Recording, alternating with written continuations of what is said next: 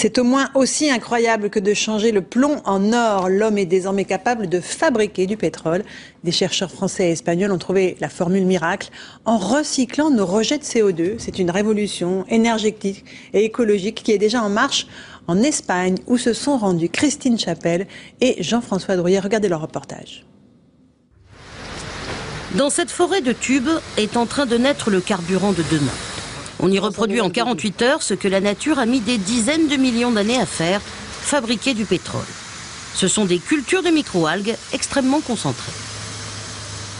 Dans un millilitre, pratiquement une goutte d'eau, on arrive à avoir 500 millions d'algues. Ce sont des dalles de 2 à 4 microns. Pour nourrir ces végétaux, il faut de la lumière, bien sûr, c'est la photosynthèse, et du gaz carbonique, du CO2. Et c'est là qu'est le génie de l'histoire. Ce CO2, on le récupère directement via un pipeline de la cimenterie voisine. Gavé de gaz carbonique, les algues se multiplient. Ce super concentré végétal sera ensuite filtré pour en retirer l'eau et les oméga 3. Puis la pâte obtenue sera transformée par craquage à haute température et haute pression en pétrole artificiel.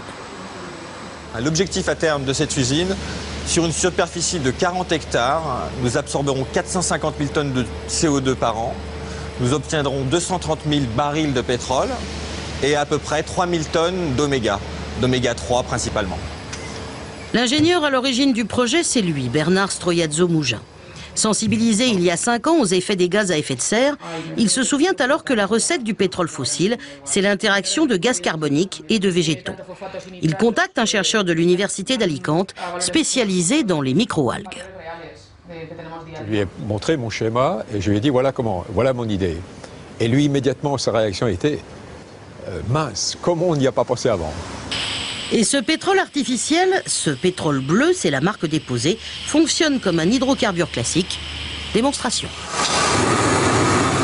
Quand on a démarré il y a 5 ans, personne n'y croyait. Et actuellement, tous les grands, jusqu'à Exxon, le numéro 1 du pétrole dans le monde, veulent investir dans la culture des algues. On peut désormais rêver d'un avenir où chaque usine dégageant du CO2 sera couplée à ces cultures d'algues. Plus de rejets polluants dans l'atmosphère, plus de pénurie énergétique. Les terriens y gagneront sur les 2 tableaux. Voilà un reportage sur une technologie vraiment extraordinaire que vous pouvez retrouver sur notre site tf1news.fr.